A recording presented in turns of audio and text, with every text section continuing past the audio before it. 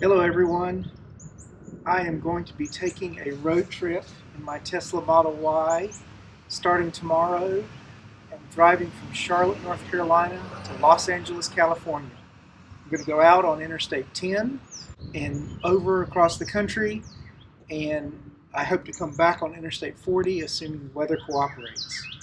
Now I realize in a lot of these road trip videos I'm more interested in hiking and I've not been giving a lot of specs of the car, so I'm going to briefly recap what we're taking out.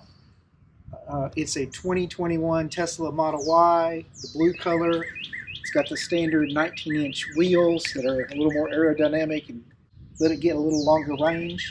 It's a long range, not a performance edition. Again, gives it a little more longer range. And that's it. So this should be fun. I hope to post a short video of each day of the trip, and I will start tomorrow morning. Looking forward to it. Here's the route I'm going to take out to Los Angeles and back. First, we're going to head down Interstate 85 all the way to Montgomery, Alabama, then pick up Interstate 65 to Mobile, Alabama. We're going to go by New Orleans, Louisiana, and then on to Houston, San Antonio, maybe stop by and see the Alamo, and if we're lucky, we'll catch the Shiner Brewing Company in Shiner, Texas for a quick tour. Then we'll head on to Pecos, Texas, where I'll spend the night and then go hiking up at Guadalupe Mountains National Park in northwest Texas, and then spend the night in El Paso. We'll do a little hiking along the way to Tucson in another national park, then up to Phoenix for some more hiking, and finally over to the California border, and then I will meet my brother-in-law who's coming out from Los Angeles for some off-roading in Joshua Tree National Park. On to Los Angeles, where I'll touch the Pacific Ocean, and then back Interstate 40 through central Arizona and New Mexico, do a little hiking around Albuquerque, and then kind of a straight shot on home through Oklahoma, Arkansas, Tennessee, back to Charlotte. Google estimates the whole trip will take 73 hours of driving and is just a little over 5,000 miles. Here's a map of all the Tesla supercharger locations in the United States. As you can see, in the east, especially along the interstates we'll be taking, there are so many superchargers we probably can skip every other one and still have no fear of running out of charge.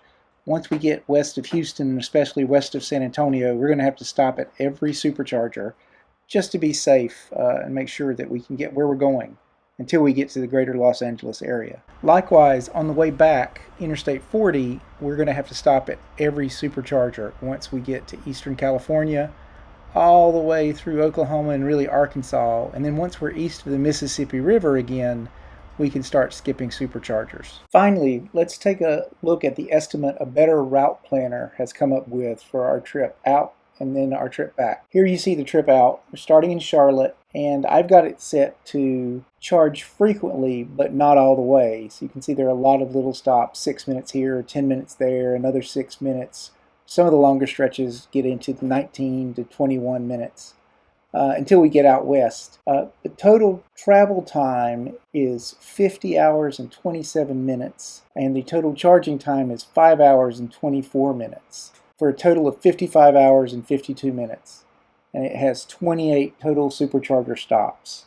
I think this will actually be quicker than fewer stops charging for longer, because the higher you charge the battery, the slower the electricity goes into it. And here is the estimate from a Better Route Planner for the trip back. 39 hours and 20 minutes of driving and 6 hours and 39 minutes of charging, for a total of 21 charging stops and 46 total hours driving and charging. We notice the total for the out and back estimates in a Better Route Planner is 89 hours and 51 minutes of driving and 12 hours and 3 minutes of charging. Now the charging obviously is not built into Google either for electric charging or gas. The reason the driving is longer is in part to get on and off the highway to get to chargers, but also in large part because I did bake in some side trips of several hours total to national parks into the electric charging estimates, which I didn't bother to do for Google.